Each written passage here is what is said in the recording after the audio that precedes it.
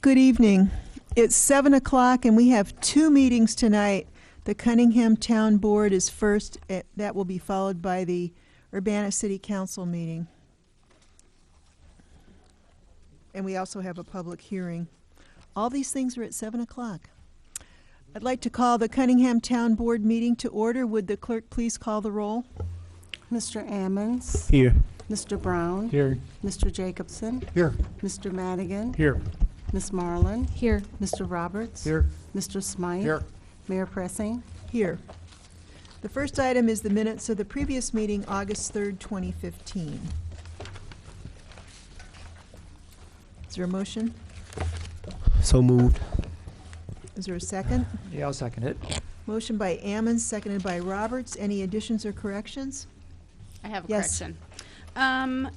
Under E, petitions and communications, the last paragraph where it states Trustee Jacobson asked the Township Supervisor Michelle Mill could prepare a county assessment briefing update, and that is incorrect. It should read Assessor Dan Stebbins.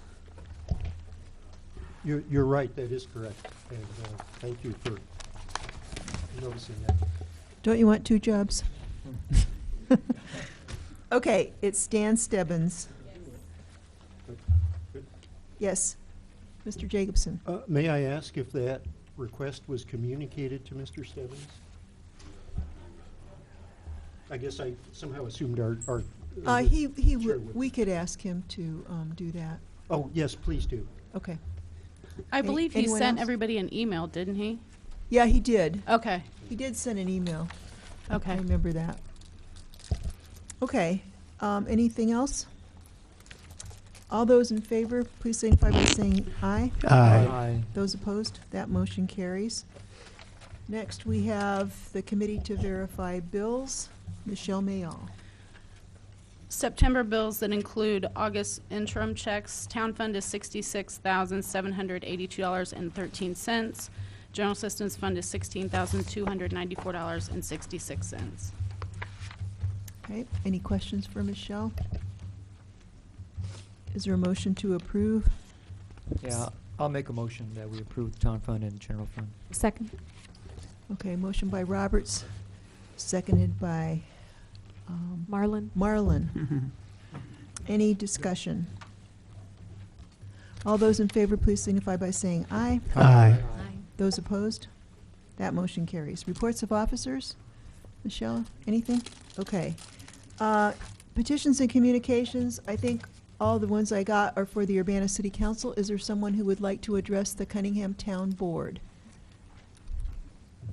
Okay. We don't have anyone who wants to talk. Unfinished business, I don't believe we have any that we're dealing with tonight. New business, resolution number T 2015-09-003R, a resolution authorizing request to intervene in the formal hearing with the Champaign County Board of Review. And this comes from the assessor. And this is to question the lowering of an assessment for Prairie Winds. So, is there a motion?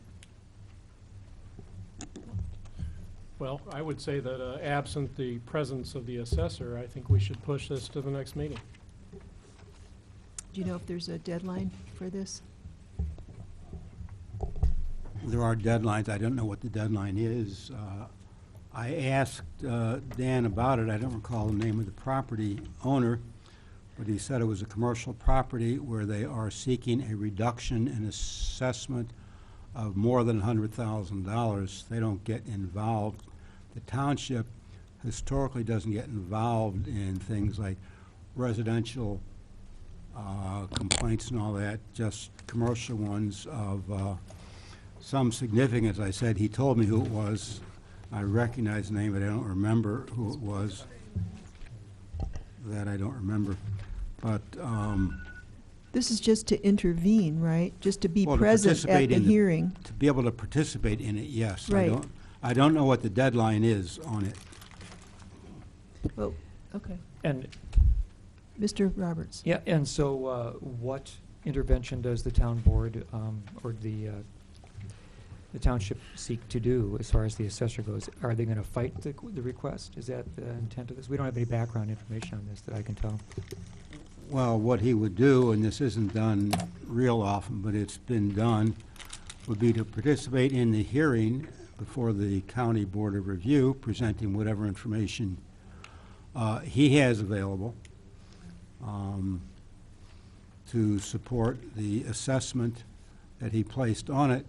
Typically, what the Board of Review has is property owner has brought an assessment or an appraisal from a private appraiser.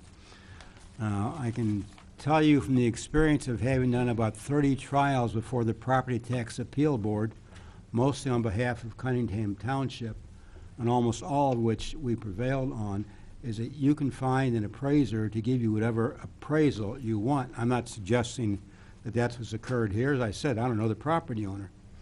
Some appraisals are legitimate and everybody agrees to them.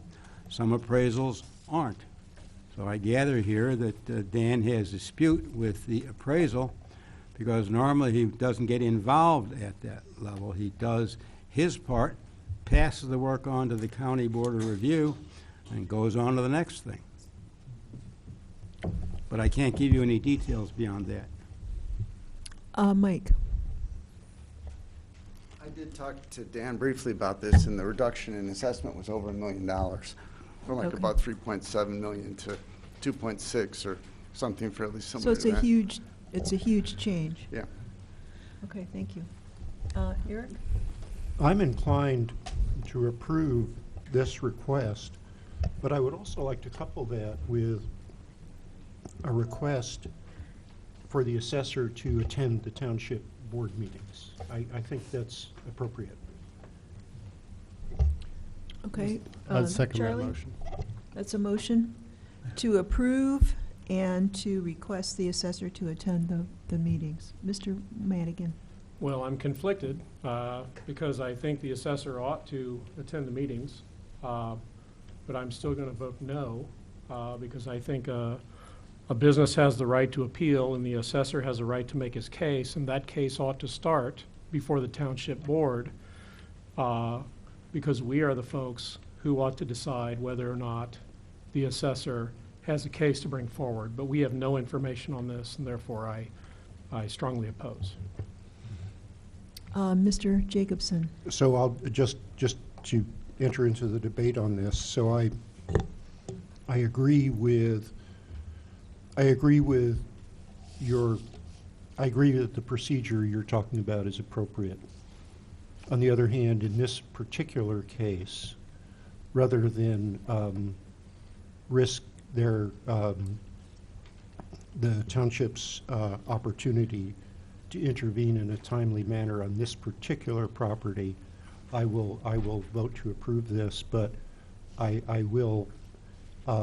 agree with you on how the process should work and we should indicate this to the assessor for all future occasions. Ms. Shell? I have a question for Mike. Did Dan tell you what property this was for? The reason I'm asking is because all of these come to the supervisor first, and basically I walk them over to the assessor's side, and I've gotten 3 in the last week and a half. So that's why I wasn't sure if we're all or on the same somewhat page that you're talking about the same one. Prairie Winds. It was Prairie It was Winds. Prairie Winds, but, okay. Yeah, as it far as says on the specifics, resolution yeah. that it's Prairie Winds. I don't have a copy of the resolution. Okay. Any other discussion? Mr. Ammons? Michelle, so what is the time sensitivity in relationship to this? I have no idea. For some reason, the county board sends them to the supervisor of the township, and they get walked over to the assessor's office. We have nothing to do with property taxes on my side. I don't understand why they're mailed. That's a county thing. The county board of review mails it to the supervisor of the township, of any township that someone appeals this to. They go to the assessor because the assessor's the one that deals with the property taxes. Okay. Bill? Yeah, I know we've filed these requests to intervene before in the past. I think Super Value, we filed one on last year, and I never heard any results, so I guess I'd have to go through the records and find out myself if we were successful. So I'm inclined to support this. I don't think it's that out of the ordinary. I don't know. I would like to know if there's cost involved. Would this involve hiring more outside attorneys or more attorney time or anything? This is before the Board of Review. I said I don't get involved at that stage. More often, the petitions to intervene that you approve are petitions to intervene before the State Property Tax Appeal Board. And in that, I do get involved. On those, the assessor normally has an independent appraisal. You need to keep in mind the assessor is assessing, not appraising. Those are different. Assessment is essentially mass appraisal. The important thing is you want properties valued fairly in relation to each other, so the property tax burden is distributed fairly. If everybody's 10% higher, 10% lower, it still works. But if somebody wants their property valued specifically with that for that property, and they bring in their appraisal, the township will normally do the same thing, and then there are professional appraisals on both sides. My time in it is not very much. Our primary expense is the appraisal, and then the appraiser appears at the hearings, and those are held in Urbana, so we don't have time and travel and all that. And I'll be present at those, and questioning the appraiser, but essentially the appraiser, it's not question, answer. The appraiser explains what he did and why. And then the hearing officer collects everything and makes a recommendation to the department, which ultimately makes a decision. And it's not a slow it is a slow process.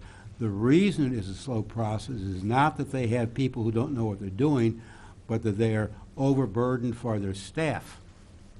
And they can't turn things out anywhere near as fast as the rules provide for them to do it, because there's just more work than they can handle on the schedule they've got. Okay, thanks. I'm inclined to agree with Eric that we don't know the time limit, the time sensitivity of it, so to be safe, I would support this. Diane. Did anyone else? Okay, Aaron. So you don't have any idea of the time, Michelle doesn't know the time sensitivity of this. You did mention, Bill, that we have in the past supported these, whether the assessor is here or not. Is that something that we typically do? Okay. This is part of the assessor's job, so that's why we approve it. Yeah, that's why you should be here. Okay. Eric? I don't remember, maybe, I'm pretty old, so my memory might be faulty, but I don't remember being asked to approve these before. Did we? Were we? Okay, I guess it was just for Yeah. Okay. Anyone else? We have a motion to approve this request to intervene, with also accompanied by a request that the assessor come to the meetings. Would the clerk please call the roll? Can we put that in a motion? I mean, It is a motion. It was a motion made by Eric Jacobson and seconded by Charlie Smythe. I guess I'm questioning the legitimacy of the motion. I guess, can you? To me, it's a legitimate motion. Yes, Mr. Madigan. I really don't want to drag this out, but I would move to divide the question. I'm perfectly fine with trying to require the assessor to attend these, and so I would like to support that, but I still just cannot support the... Is that a friendly amendment? I will accept that as a friendly amendment. And, Okay, so the first... Seconder, is that you, Charlie? Bill? Okay, Charlie. Okay, so the first motion then is to approve the request to intervene. Would the clerk please call the roll? Mr. Ammons? Yes. Mr. Brown? Yes. Mr. Jacobson? Yes. Mr. Madigan? No. Ms. Marlin? Yes. Mr. Roberts? Yeah. Mr. Smythe? Yes. That motion carries. The second motion is to request that the assessor attend the township meeting. Would the clerk Right. please call the roll? Mr. Ammons? Of course. Mr. Brown? Yes. Mr. Jacobson? Right on. Mr. Madigan? Yes. Ms. Marlin? Yes. Mr. Roberts? Yeah, certainly. Mr. Smythe? Yes. That motion carries. Okay. The next item is resolution number T 2015-09-004R, a resolution authorizing certain individuals to sign checks for Cunningham Township. Michelle? There is one change from the previous resolution. The previous resolution had Dina Landis on there. She went from the caseworker position to director of accounting, so for internal control purposes, she was removed as a check signer, and the new caseworker, Carmen Mann, was added. Okay, any other questions for Michelle? Mayor? Charlie?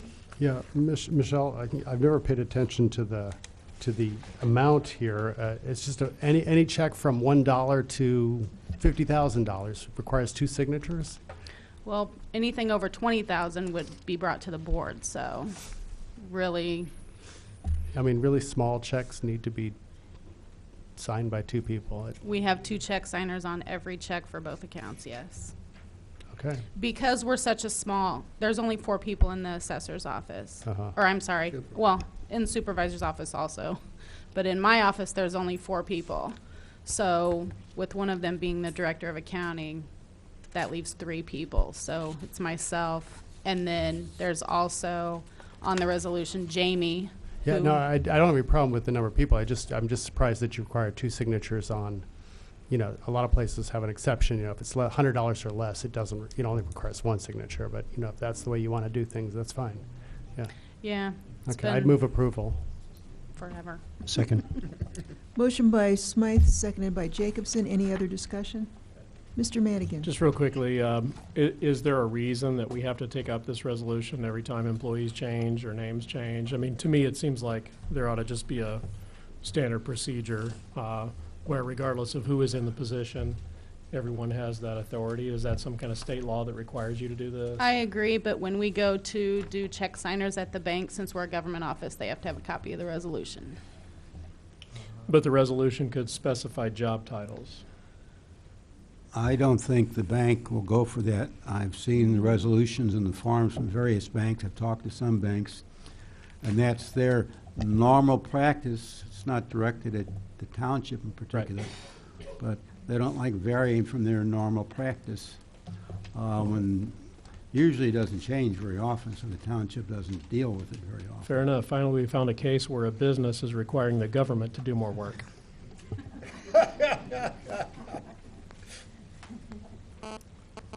Okay, we have a motion. Any other discussion? Mr. Jacobson? That's because that business has more money than the government. Or because they're heavily regulated by the federal government. Okay, gentlemen, let us proceed here. Would the clerk please call the roll?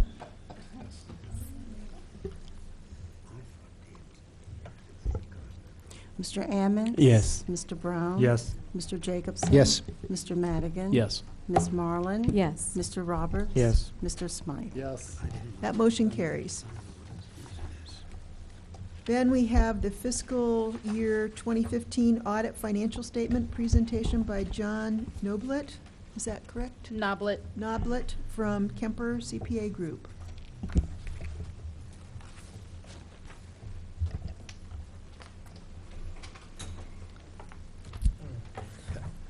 I'll be fairly brief. We completed the audit in August, and there was a clean opinion on the audit again this year, which it has been every year, which basically means we found the books and records to be in order. I'll hit just 4 or 5 highlights. I won't keep you very long. If you have a copy of the audit, if you would go to page 5, that kind of shows what the financial position of the town Cunningham would be at June 30th. There was a right at $2.5 million worth of cash. However, about $600,000 of that has been set aside for potential repayment to Carl for property taxes. And about $1.3 million of that's remaining funds are restricted for the general assistance programs, which leaves about $600,000 for the township to carry on its normal functions. If you go to the next page, it just gives the results of the operations. The town fund, in the end, took in $75,000 more than it spent. The general assistance fund took in $390,000 more than it spent. There were a couple of reasons for that. The Affordable Care Act did kick in this year and reduced the medical payments that the township was required to make from $170,000 the previous year to around $1,000 this year. So that was a significant change. The other change was, I think Michelle and their people went back through the roles of the people that were getting general assistance or personal assistance and double-checked that all the documents had been turned in that the procedures called for, and after that examination, those expenditures dropped from $259,000 down to $133,000 this year. The net effect of both of those is around, well, right at $300,000, which basically accounts for the size of the surplus. Other than that, I'd be happy to answer any questions that anybody has. Are there any questions on the outside audit? Mr. Jacobson. Is it, I don't have a question about the audit. Is it appropriate to ask a question or make a comment about the financial situation of the township in the light of the audit numbers? I don't see why you couldn't. Okay. So, yeah, obviously this is good news, but dark cloud on the horizon because of the possible expiration of the Obamacare money. So, so I guess I just feel that you know, it's appropriate. It's not appropriate at this point to do anything that would reduce the revenue. Anyone else? Do you need a motion to approve this? I had a question.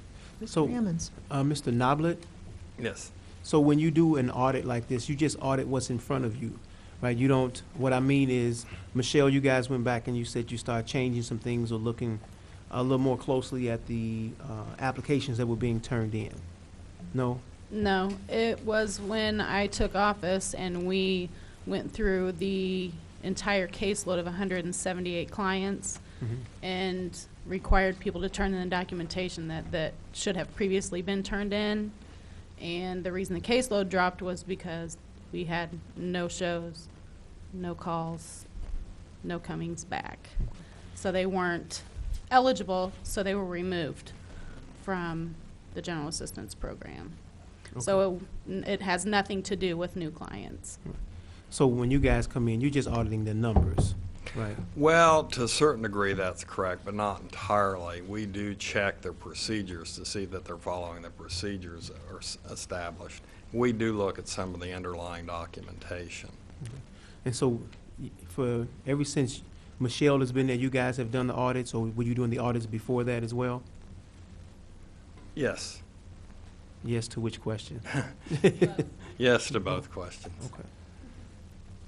So you guys didn't find what Michelle found before, is what you? No, we did not. We did, the procedures appeared to be being followed by the township, because we have checked the general assistance before, and they had a set of procedures and a set of paperwork that has to be filled out before anybody's granted general assistance. And we did check that, and it all appeared to be in order. I think the difference is when Michelle went back and started looking for the underlying documentation that should have been provided to the caseworkers when they filled out the procedure or the paperwork that documents the procedures. As she said, she asked for it to be reproduced again, and it wasn't reproduced in many cases. I was just trying to see if we get a refund or something. I don't think they have anybody. Thank you. Okay. Okay, is there a motion to place this on file? Second. All those in favor, please signify by saying aye. Aye. Those opposed? That motion carries. Thank you very much. Thank you. All right, now we're down to closed and open sessions to consider pending litigation. Mr. Grosser, is there any reason to go into closed session? The only new thing I have to report is that oral argument before the appellate court in Springfield now has been scheduled for October 22. Under the court's own rules, they will give a written decision within 60 days after that. In my experience with that court, they're usually faster than that. Of course, they could be slower than that, but they haven't been slower than that in any case I've had. Okay. Mr. Jacobson. So just to clarify, the issue that's going to be dealt with on October 22 is the question of, is it the question of Carl's, this is the issue of the back claims of Carl. Am I right? As opposed to the issue of Carl's tax exemption itself. The specific issues are the constitutionality of the new statute. That's one of the issues being presented to the court. The second major issue is the retroactive application of the new statute to tax years that predated the statute. The trial judge held it was applicable, even though if you read it, applying just ordinary understanding of the English language, it is not applicable. A third issue being presented is the applicability of a Supreme Court decision, Illinois Supreme Court decision, which the legislature purports to have overruled, despite their lack of authority to do that. And a fourth issue, sort of an issue, the Attorney General filed a motion, and the state's attorney did also, asking the court to dismiss the appeal, saying it shouldn't be hearing this case at this point in time. And the court denied that motion and continued with the case. The primary thing that the Attorney General, on behalf of the state, is addressing in his briefs is, again, whether the court should hear the case at all. The Attorney General addressed the various other issues, giving them discussions ranging from 2 to 3 sentences. I actually went through it today and counted the sentences. It was just took half a minute. So the primary thing the Attorney General is doing is, again, presenting their position that the court shouldn't hear this appeal, that it's premature. And then the other things being presented by the state's attorney and by myself. Okay, so if I understand it, there's a basic question of whether the court should hear it, which they've already indicated they do want to hear it. Yes. And then there are 3 issues, which is, one is the constitutionality of the statute, the retroactive application of the statute, and whether the question of whether the legislature overruled, inappropriately overruled a state Supreme Court decision. That's correct. Okay. So we could. So we have 4 chances to win or lose. Yes, and the court does not necessarily have to rule on all of those. For example, if the court rules that the statute does, under its terms, does not apply to Carl, then they don't need to address constitutionality at this point in time. If they want to address constitutionality at this point in time, they will. It's Okay. up to them. And I'm assuming that whoever loses will pursue at the next level. I'm confident of that, yes. Okay. Okay. There being no further business, this meeting is adjourned.